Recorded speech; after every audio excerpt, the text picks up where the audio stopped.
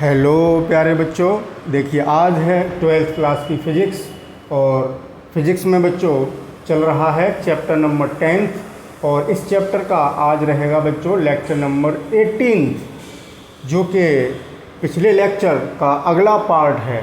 यानी हम प्रकाशिक यंत्रों की विभेदन सीमा और विभेदन क्षमता पढ़ रहे हैं और मानव नेत्र की जो विभेदन सीमा और क्षमता थी वो लेक्चर नंबर हमने 17th में पढ़ ली। तो एक तरीके से वो पार्ट 1 था और ये हो गया बच्चों पार्ट 2। उसी कड़ी में विभेदन सीमा और क्षमता की कड़ी में आज का लेक्चर एक तरीके से सेकंड वॉल्यूम है। तो बच्चों आज किसका टर्न है? दूरदर्शी की विभेदन क्षमता। मैंने केवल विभेदन क्षमता लिखा है, लेकिन विभेदन सीमा भी पढ़नी पड़ेगी। तो दोनों ही बातें अभी देखेंगे। यानी टेलीस्कोप की बात होनी है यहाँ, ये पता चल गया कि रिजॉल्विंग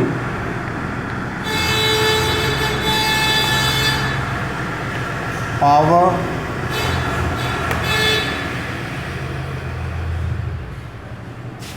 ऑफ टेलीस्कोप।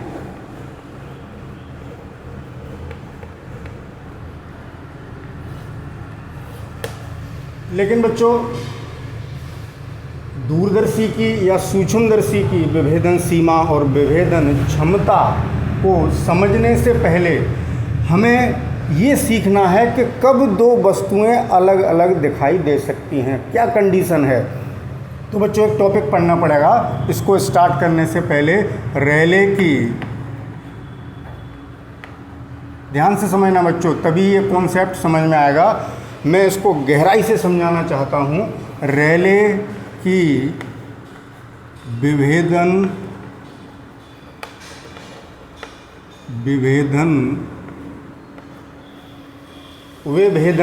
की कसौटी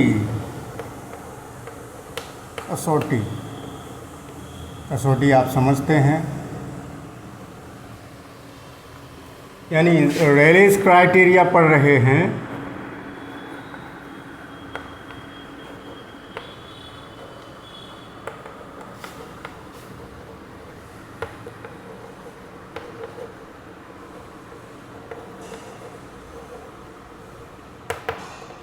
पहले इस टॉपिक को क्लियर करते हैं कि यहाँ पर वो शर्तें हमें देखने को मिलेंगी कि कब दो वस्तुएं अलग अलग विभेदित हो सकती हैं, कब अलग अलग दिखाई दे सकती हैं किसी भी यंत्र द्वारा, चाहे वो सूक्ष्मदर्शी हो चाहे वो दूरदर्शी हो। उसको समझने के लिए पहले इसको समझना ज़रूरी है। तो एक बात बता दें बच्चों, जैसे आपने विवर्तन पढ़ा था, अब विवर्तन की बात आ गई, किसकी? डिफ्रैक्शन की। हमने कहा था ना कि विवर्तन की भी आवश्यकता पड़ेगी, पिछले लेक्चर में हमने आपको बताया था। होता क्या है बच्चों कि वस्तुओं के जो प्रतिबिंब बनते हैं, जो बिंदु वस्तु हैं, पॉइंट ऑब्जेक्ट, किसकी बात हो रही है? Point object. ऑब्जेक्ट बहुत छोटे होते हैं, उनको अलग अलग करके देख रहे हैं, पॉइंट ऑब्जेक्ट। अब यहाँ से देखने के लिए हम तारों को यहाँ से देख रहे हैं तो वो भी एक पॉइंट ऑब्जेक्ट हो गए, क्योंकि तारे तो बहुत बड़े हैं। फिर बिंदु वस्तु कैसे हो गए? क्योंकि हम उनको बहुत दूरी से देख रहे हैं तो वो ऑब्जेक्ट हमारे लिए बहुत छोटा हो गया, पॉइंट ऑब्जेक्ट की तरह बिहेव करेगा। तो जो प्रकाशिक यंत्र हैं, चाहे वो सूक्ष्मदर्शी हो या दूरदर्शी हो, इन वस्तुओं का जो प्रतिबिंब बनाती हैं, तो बच्चों को प्रतिबिंब एक्चुअली एक विवर्तन प्रतिरूप होता है। विवर्तन प्रतिरूप आपने देखा था, मैक्सिमा मिनिमा उच्चिष्ट निम्निष्ट मिले थे, तो वही उन प्रतिबिंबों में होता है। तो विवर्तन प्रतिरूप यानी डिफ्रैक्शन पैटर्न हमें प्राप्त होता है। तो वस्तुएं कब ठीक ठीक विभेदित होंगी वो उनके प्रतिबिंबों के विवर्तन प्रतिरूप से पता चलेगा, डिफ्रैक्शन पैटर्न से बच्चों। ठीक है। और ये जो लेंस हैं बच्चों, ये काम करते हैं द्वारक का छिद्र, सूक्ष्म छिद्र की तरह व्यवहार करेगा। जब लेंस, इन यंत्रों में लेंस होता है बच्चों, आपने देखा है, चाहे दूरदर्शी हो चाहे सूक्ष्मदर्शी हो, इनमें क्या होता है? उत्तल लेंस का प्रयोग होता है। आपकी जो आँख है, आपकी क्या मेरी भी आँख, हमारी आँख में भी एक उत्तल लेंस होता है। तो जैसे हमने पढ़ाया था रेखा छिद्र, रेखा छिद्र में क्या था, एक लाइन के रूप में छेद था। एक वृत्तीय छेद भी हो सकता है, वृत्ताकार, पॉइंट, पिन होल। जैसे कहने का अर्थ ये है, जैसे यहाँ स्लिट क्या बताई थी हमने कि स्लिट ये होती है, यहाँ पर ये छिद्र है, इसको हम ऐसे बना देते थे, ये इसका टॉप व्यू बना देते थे। छिद्र ये है, यहाँ कट लगा दिया है बच्चों, ठीक है। तो ये स्लिट हो गया। अब हम बात कर रहे हैं अपर्चर की। अपर्चर में यही छेद एक रेखा के रूप में न होके वृत्ताकार होगा। यानी अब छेद कैसा कर रहे हैं इस स्क्रीन पर, मतलब आपने कोई गत्ता ले लिया है स्क्रीन का, तो अब जो लाइट जिसमें से गुजरेगी वो एक पिन होल है, जैसे एक आल पिन से जरा सा छेद कर दिया, बहुत सूक्ष्म छिद्र, ये अपर्चर हो गया एक तरीके से। तो लेंस इसी की तरह व्यवहार करता है, और जब इसमें से प्रकाश, उन वस्तुओं से चलने वाला प्रकाश जब यहाँ प्रतिबिंब बनाता है तो वो उसके विवर्तन प्रतिरूप प्राप्त होते हैं बच्चों। अब एक बात ध्यान रखना, इसके विवर्तन प्रतिरूप में और इसके विवर्तन प्रतिरूप में अंतर होता है, वो थोड़ी देर बाद बताई जाएगी बात। पहले हम केवल रेले की विभेदन की कसौटी समझ लें। तो एक तरीके से जैसे दो वस्तुएं थीं ए और बी, इनके अलग अलग विवर्तन प्रतिरूप प्राप्त होंगे, ठीक है ना, डिफ्रैक्शन पैटर्न, जिसमें क्या होगा, सेंटर पर मैक्सिमा होगा, फिर मिनिमा होगा, फिर सेकेंडरी मैक्सिमा होंगे। यानी मुख्य केंद्रीय उच्चिष्ट होगा, मुख्य उच्चिष्ट या केंद्रीय उच्चिष्ट, फिर मिनिमा जिसको हमने क्या नाम दिया था, निम्निष्ठ, फिर सेकेंडरी मैक्सिमा यानी द्वितीयक उच्चिष्ट प्राप्त होंगे। इस तरीके से पैटर्न मिला था। हमने बताया था कि ऐसे किसी एक का देख लें, जैसे इसका जो प्रतिबिंब बना उसका अगर तीव्रता वितरण वक्र देखें तो सेंटर पर तीव्रता बहुत ज़्यादा होगी, फिर यहाँ मिनिमा, फिर प्राइमरी, सेकेंडरी क्या मिलने लगे, मैक्सिमा। इस तरीके का हमने बनाया था। तो दोनों के बनेंगे, दोनों के ऐसे विवर्तन प्रतिरूप बनेंगे। तो किस कंडीशन में, अगर ये दोनों प्रतिरूप किस स्थिति में है, कितने क्लोज हैं, वो डिपेंड करेगा कि ये कितने क्लोज हैं। जितने ज़्यादा ये निकट करते जाएंगे उन दोनों के विवर्तन प्रतिरूप भी निकट आते जाएंगे। तो कब तक हमें अलग अलग दिखेंगे उसको समझ लें, वही है रेले की विभेदन की कसौटी। वो मैं यहाँ समझाऊंगा बच्चों एक साइड से, जिससे कि कंपेयर कर सकूं और आपको बात आसानी से समझ में आ सके। ठीक है बच्चों, ध्यान से समझना। बहुत कंसंट्रेशन से शब्दों को सुनना, तब ये कॉन्सेप्ट समझ में आएगा कि वस्तुएं कब ठीक ठीक विभेदित हो सकती हैं। तो उनके किनके जिन वस्तुओं को अलग अलग देखना चाह रहे हैं, उनके जो प्रतिबिंब बने, उनके जो विवर्तन प्रतिरूप हैं, उनमें ये शर्त होनी चाहिए बच्चों कि जैसे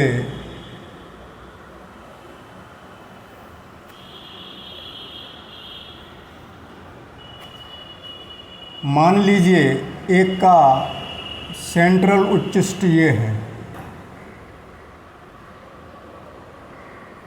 यहाँ पर, तो इस केंद्रीय उच्चिष्ट पर ये मान लो ए का है, ये इसका क्या हो गया, मिनिमा हो गया बच्चों, निम्निष्ठ हो गया, ये निम्निष्ठ हो गया। तो ये उच्चिष्ट एक वस्तु के प्रतिबिंब के विवर्तन प्रतिरूप का उच्चिष्ट दूसरे के प्रथम निम्निष्ठ से संपाती होना चाहिए। यानी यहाँ पर क्या आना चाहिए, दूसरे का निम्निष्ठ आना चाहिए, और दूसरे उच्चिष्ट पर इसका निम्निष्ठ आना चाहिए। यानी यहाँ पर निम्निष्ठ आएगा बच्चों, वो इसका निम्निष्ठ ये है, यहाँ पर दूसरे का उच्चिष्ट आना चाहिए ये, तो ये डिस्टेंस है।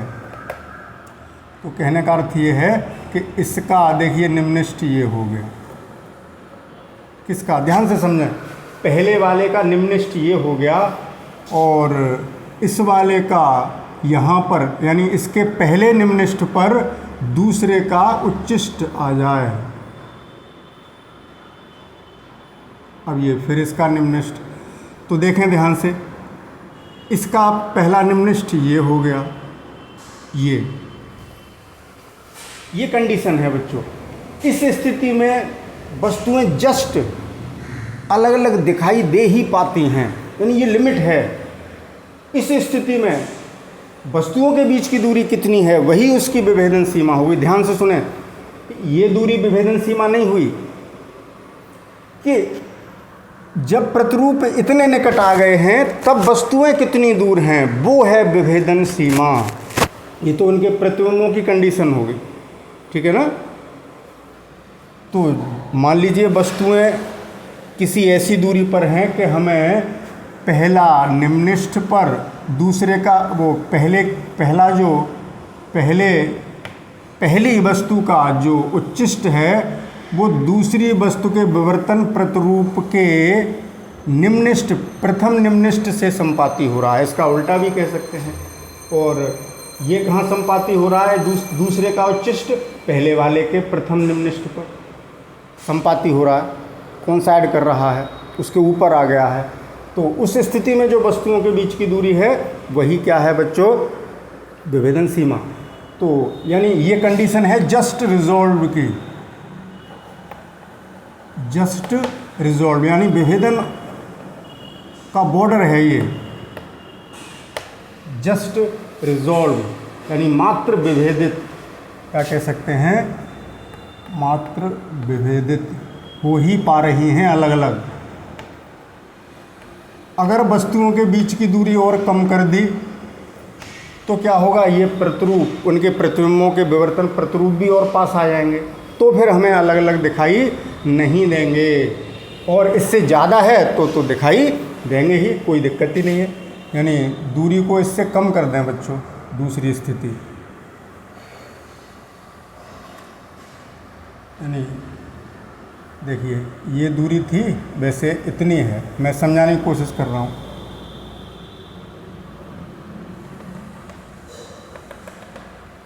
इतनी दूरी ना हो करके और पास ले आए हम, ठीक है।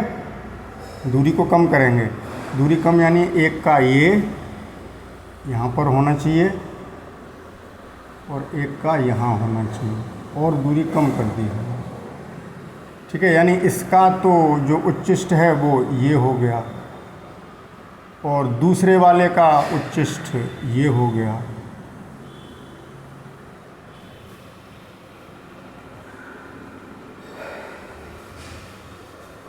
उससे उस कंडीशन से दूरी कम हो गई तो वस्तुएं अब अलग अलग दिखाई नहीं देंगी क्योंकि डिफ्रैक्शन पैटर्न पास आ गए।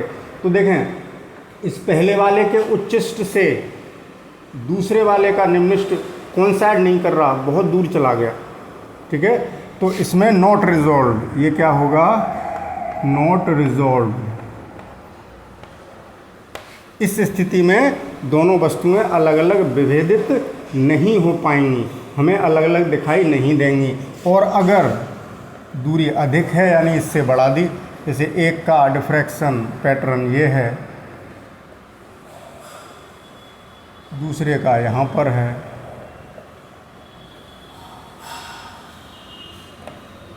तो हमें क्या होगा? तो वस्तुएं क्लियर दिखाई देंगी क्योंकि ये दूरी देखिए,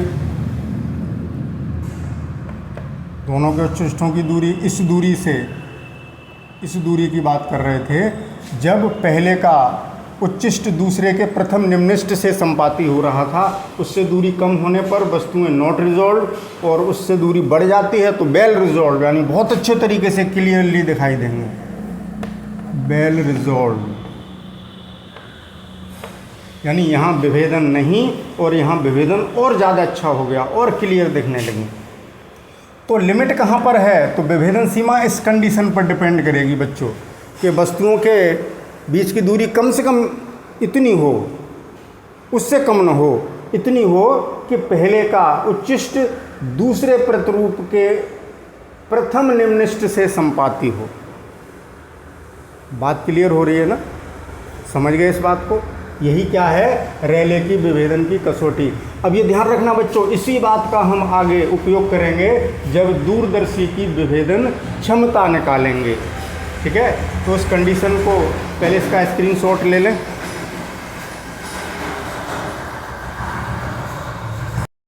तो बच्चों मैंने ये कसौटी लिख दी है जो भी आपको समझाई थी कि जब दो निकट स्थित वस्तुओं में से एक वस्तु के विवर्तन प्रतिरूप का केंद्रीय उच्चिष्ट यानी सेंट्रल मैक्सिमा दूसरी वस्तु के विवर्तन प्रतिरूप के प्रथम निम्निष्ठ पर, जैसा कि यहाँ दिखाई दे रहा है, पर संपाती होता है, यानी उसी के ऊपर आ गया, यानी इस दूसरे का पहला निम्निष्ठ और पहले का केंद्रीय उच्चिष्ट एक ही स्थान पर ओवरलैप कर रहे हैं, संपाती हो रहे हैं, एक दूसरे को ढक रहे हैं, तो वस्तुएं मात्र विभेदित कहलाती हैं। मात्र विभेदित यानी जस्ट रिजॉल्व, यानी जस्ट रिजॉल्व ही हुई हैं।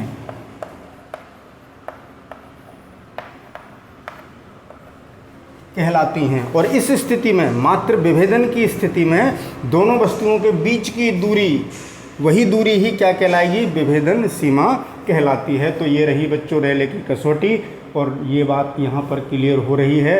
इससे कम दूरी होने पर वस्तुएं दिखाई नहीं देंगी, और इससे अधिक दूरी हो तो जस्ट रिजॉल्व, वेल रिजॉल्व, यानी बहुत अच्छी तरीके से पूर्णतया विभेदित होंगी, कोई कन्फ्यूज़न वाली बात ही नहीं रहेगी, बहुत क्लियरली अलग अलग दिखाई दे रही होंगी बच्चों। ठीक है, तो ये कॉन्सेप्ट समझ में आया। लेकिन एक कॉन्सेप्ट और बताते हैं बच्चों, तब चलेंगे हम दूरदर्शी की विभेदन क्षमता पर। तो देखें कितना जटिल काम है, इतना आसान नहीं है। आपको बुक में सीधे सीधे मिल जाएगी कि इसकी विभेदन क्षमता इतनी याद कर लीजिए, विभेदन सीमा इतनी याद कर लीजिए, 1.22 λ/a। तो उसको समझें हम कहाँ से आया ये बच्चों। ठीक है, तो इसका स्क्रीनशॉट ले लें जल्दी से।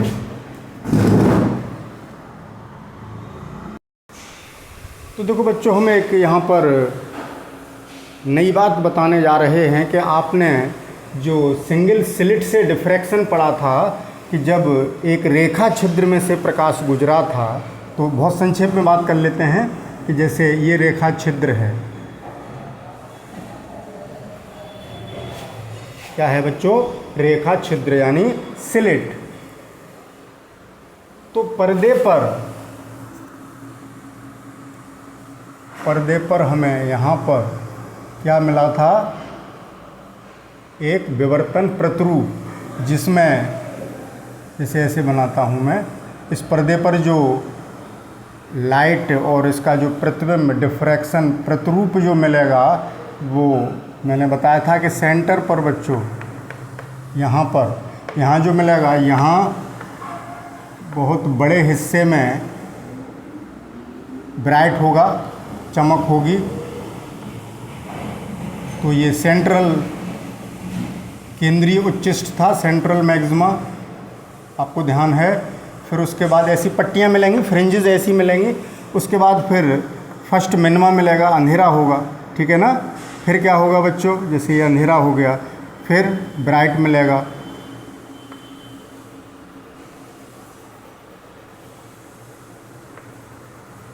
फिर अंधेरा होगा, फिर ब्राइट मिलेगा,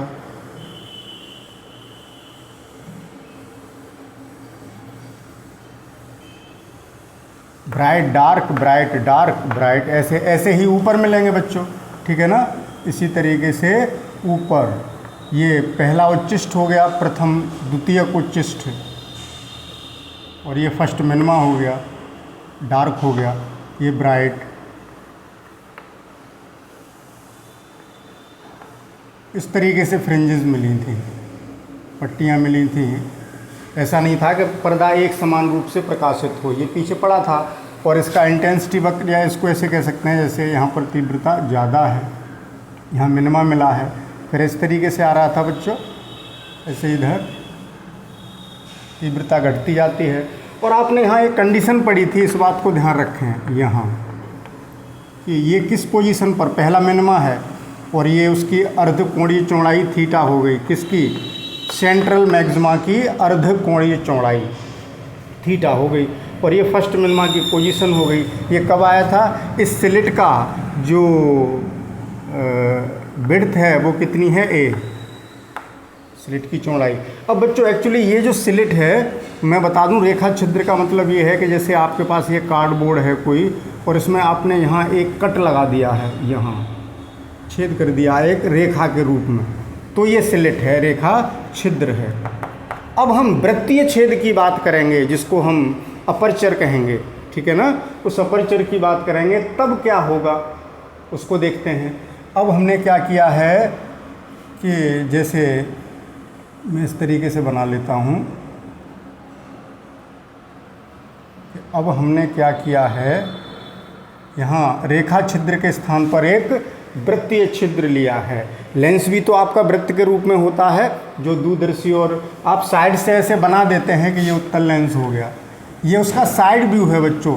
वास्तव में लेंस होगा कैसा, जब फ्रंट से देखेंगे, सामने से देखेंगे तो ऐसा होगा, यहाँ बीच में उठा हुआ होगा, बीच में उठा हुआ, किनारों पर पतला, इसलिए साइड व्यू ऐसा बना देते हैं।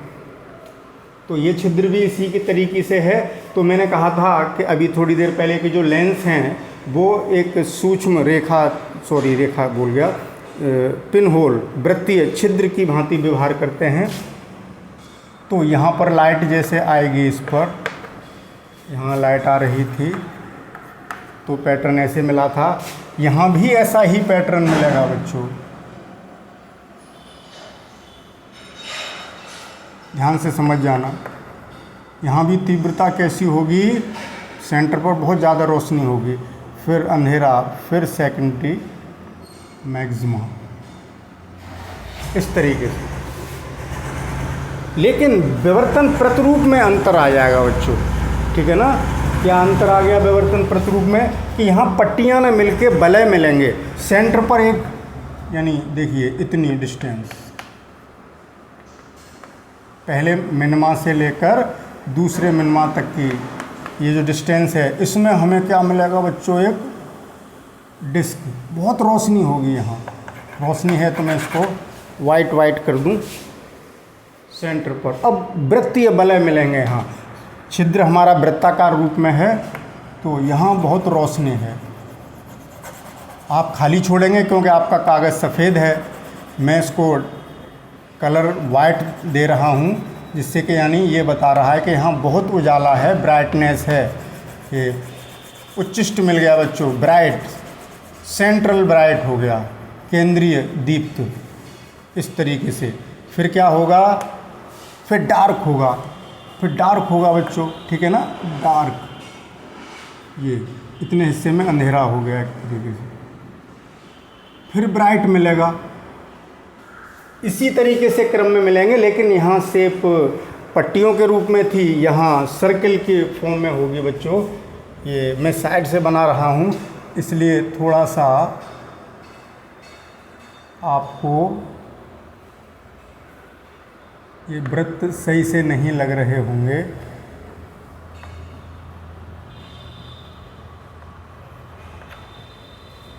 लेकिन आप मेरी बात समझ रहे होंगे। फिर रोशनी होगी,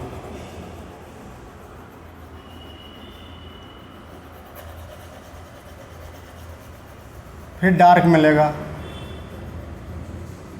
ये रिंग्स मिलेंगी, फिर ये सेंट्रल डिस्क हो गई, फिर रिंग्स वलय मिलेंगे, दीप्त और अदीप्त वलय मिलते चले जाएंगे बच्चों।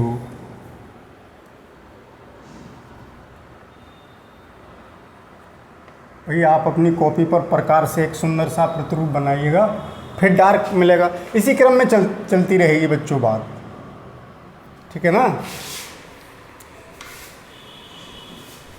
देखें ज़रा, चलो लगभग सही आ गया है।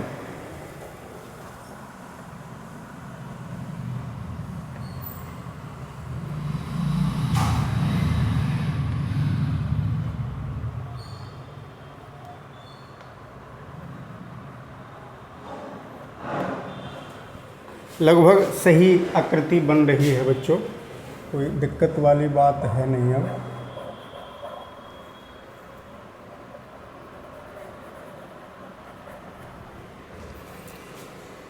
अब अंतर में जो बताने जा रहा हूँ उसको ध्यान से समझें, जो बात बतानी है। यानी यहाँ पर हमें इस तरीके का विवर्तन प्रतिरूप मिलेगा। तो ये सेंट्रल मैक्सिमा यहाँ ये था इस फॉर्म में, यहाँ सेंट्रल मैक्सिमा ये ब्राइट डिस्क हो गई। तो इसकी रेडियस कितनी होगी, यानी ये दूरी कितनी होगी, ये यानी ये दूरी, ये इसकी बात करेंगे, यहाँ भी इसकी बात करेंगे। तो कंडीशन वही है।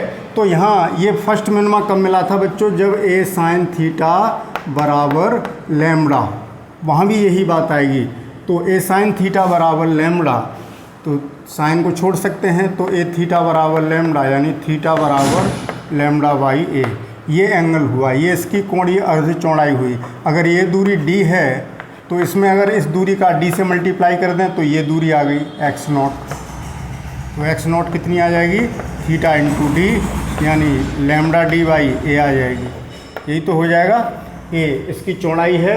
और यहाँ पर इसका जो ये जो द्वारक है, जैसे बड़ा सा बना दो, ये जो छेद है, जो पिन होल है, इसका जो व्यास है, ये द्वारक, ये ए है। यहाँ ये चौड़ाई थी ए, यहाँ इसकी ये चौड़ाई, तो व्यास ही हो जाएगी, द्वारक हो जाएगा।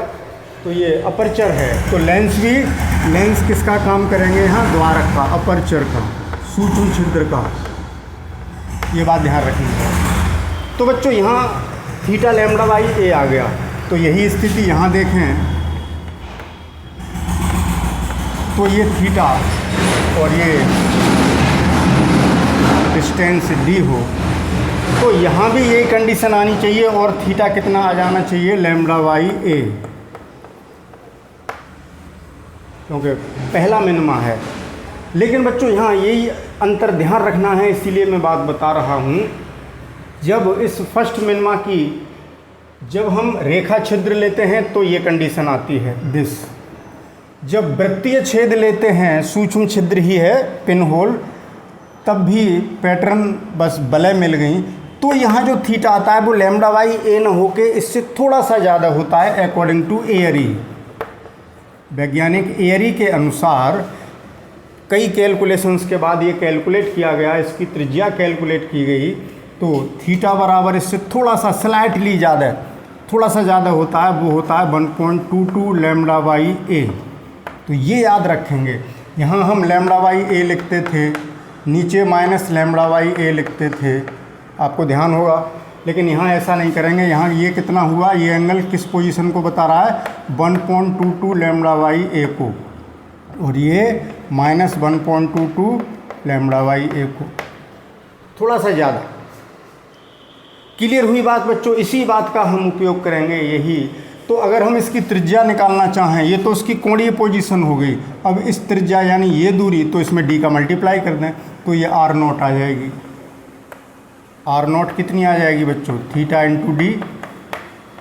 तो थीटा यानी 1.22 लैम्बडा डी बटे ए, या यहाँ लेंस है ये, तो ये फोकस दूरी, पर्दा कहाँ रखा होगा, फोकस पर। ये डी एफ के बराबर होगी बच्चों, जो डी है वो एफ के बराबर। तो यहाँ एफ भी लिख सकते हैं 1.22 लैम्बडा एफ, फोकस दूरी उस लेंस की जो अपर्चर का काम कर रहा है।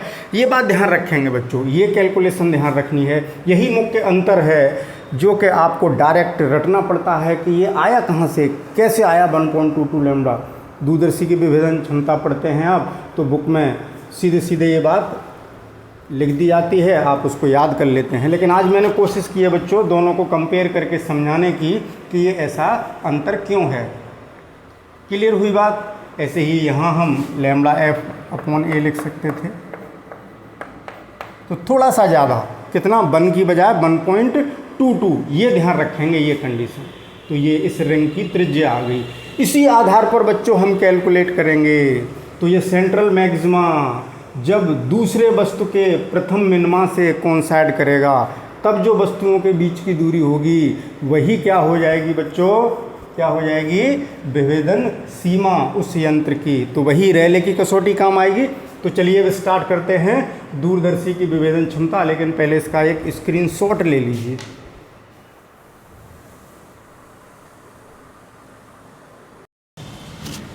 तो चलिए बच्चों चलते हैं इस टॉपिक पर, दूरदर्शी की विभेदन क्षमता। देखिए अभी टॉपिक स्टार्ट नहीं हो पाया, लगभग आधा घंटा हो गया। तो चलिए, इन जिन चीज़ों की यहाँ ज़रूरत पड़ेगी, अब ये टॉपिक 2 मिनट में हो जाएगा बच्चों, लेकिन इसको समझने के लिए हमने जो कुछ अभी तक पढ़ाया वो जानना बहुत ज़रूरी था।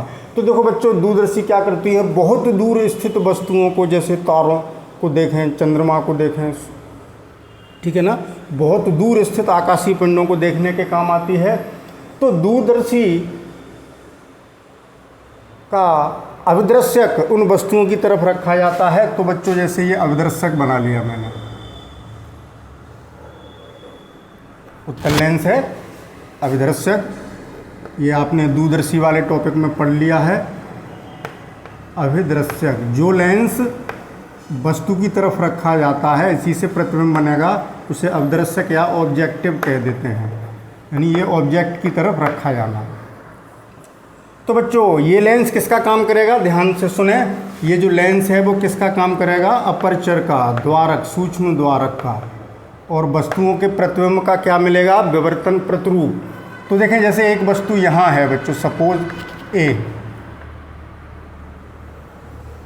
और यहाँ स्क्रीन पर हम इसको देख रहे हैं, इसके विवर्तन प्रतिरूप को, जो प्रतिबिंब मिलेगा वो विवर्तन प्रतिरूप के रूप में होगा, यानी सेंटर पर तो बहुत चमकीला होगा, फिर किनारों पर रिंग्स मिलेंगी, ठीक है ना।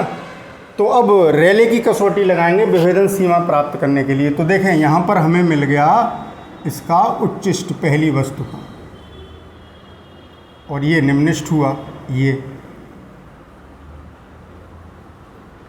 निम्निष्ठ, पहला निम्निष्ठ। यहीं पर दूसरी वस्तु का उच्चिष्ट आना चाहिए, यानी या इस पर निम्निष्ठ आना चाहिए, ठीक है ना। देखो इस सेंटर पर दूसरी वस्तु, अब मान लो दूसरी वस्तु यहाँ पर है, तो दूसरी वस्तु का जो विवर्तन प्रतिरूप मिलेगा उसमें पहले के निम्निष्ठ पर आना चाहिए दूसरे का उच्चिष्ट, और दूसरे का निम्निष्ठ आना चाहिए इस उच्चिष्ट पर। तो यानी बात कैसे बनेगी, यानी यहाँ से स्टार्ट करेंगे और यहाँ दूसरे का उच्चिष्ट आना चाहिए, ऐसी तो बात करेंगे।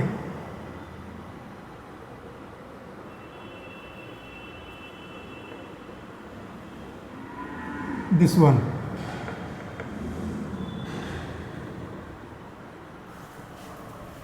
ये कंडीशन हुई, ये उच्चिष्ट इसके पहले निम्निष्ठ पर आ गया, ये उच्चिष्ट इसके निम्निष्ठ पर आ गया, पहले निम्निष्ठ पर आ गया, ठीक है ना। बात समझ गए, क्लियर हो रही है बात। अब इसकी फ्रिंजों के रूप में अगर स्थिति देखें तो सेंटर पर हमें ब्राइट मिला, यानी ये निम्निष्ठ तक इसका मिलेगा, ये बल है, ये सेंटर वाला बल है, यही तो है जो हमने बहुत ब्राइट किया था। अब यहाँ में ब्राइट नहीं कर रहा। अब इसके सेंटर पर दूसरे का निम्निष्ठ आना चाहिए। अब यहीं से तो निम्निष्ठ शुरू होगा बच्चों, ये सेंट्रल मैक्सिमा हो गया, यहाँ से निम्निष्ठ शुरू होगा, फिर द्वितीयक उच्चिष्ट आएंगे, यही तो होता है। तो इस दूसरे का जो निम्निष्ठ है वो यहाँ आना चाहिए इसके पहले के उच्चिष्ट पर, यानी दूसरे का जो विवर्तन प्रतिरूप मिलेगा उसका ब्राइटनेस यहाँ आनी चाहिए, ये यहाँ पर। तो ये दूरी त्रिज्या के बराबर हुई, यानी इसके बराबर हुई, यानी ये थीटा हुआ।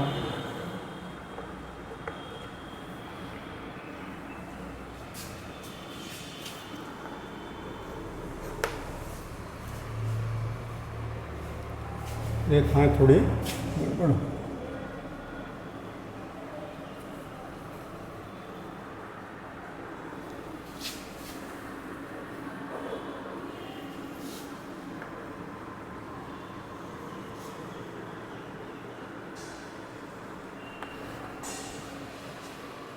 बात समझ गए बच्चों।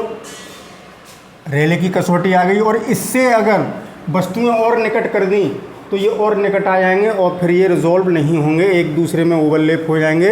रेले की कसौटी के अनुसार फिर ये दोनों प्रतिबिंब अलग अलग दिखाई नहीं देंगे बच्चों, रिजॉल्व नहीं होंगे। तो यही लिमिट है, और इस स्थिति में जो वस्तुओं के बीच की दूरी है वही विभेदन सीमा है।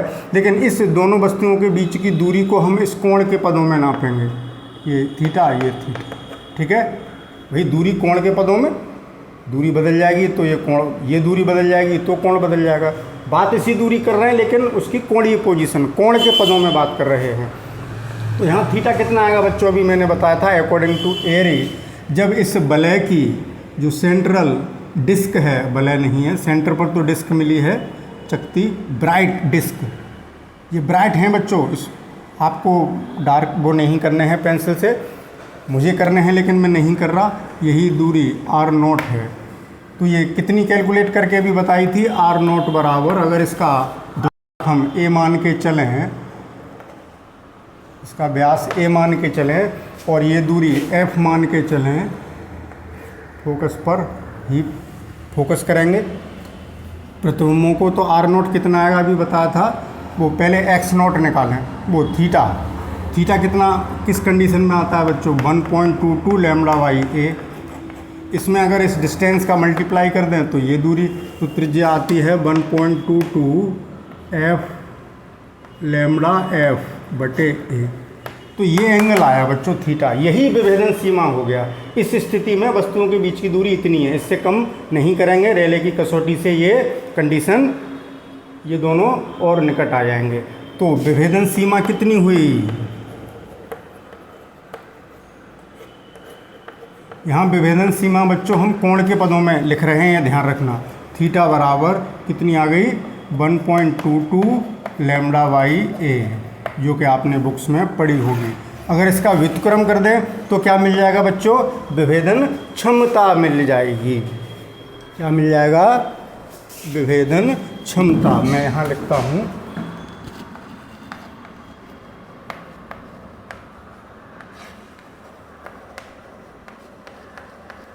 विभेदन क्षमता कितनी हो गई, यानी आरपी रिजॉल्विंग पावर बराबर A अपॉन 1.22 लैम्डा।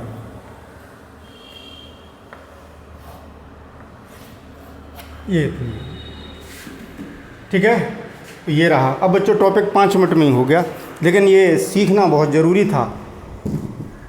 अब बच्चों विभेदन क्षमता कैसे बढ़ाए जाए, कैसे बढ़ाई जाए, यानी how to increase the resolving power of telescope, या विभेदन सीमा कम कैसे की जाए तभी क्षमता बढ़ेगी।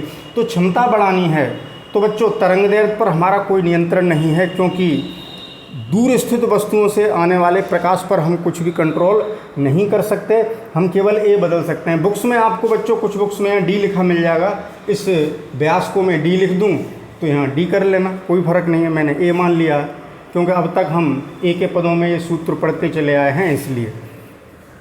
तो ए बढ़ा दें तो आप लिखेंगे कि लेंस का व्यास बढ़ाकर उसकी विभेदन क्षमता बढ़ाई जा सकती है। ठीक है ना बच्चों, पूछा जा सकता है आपसे कि कैसे बढ़ाएं, तो ए बढ़ा दें, यानी व्यास बढ़ा दें, यानी बड़ा लेंस ले लें। इसीलिए दूरदर्शी में बड़ा लेंस लिया जाता है बच्चों। अभिदृश्य, अभिदृश्य कैसा लिया जाता है, काफ़ी बड़ा, जितना बड़ा ले लोगे क्षमता उतनी ही ज़्यादा आएगी बच्चों। लेकिन उसमें, उस लेंस में फिर कंडीशन है बच्चों, वो दोष नहीं आने चाहिए,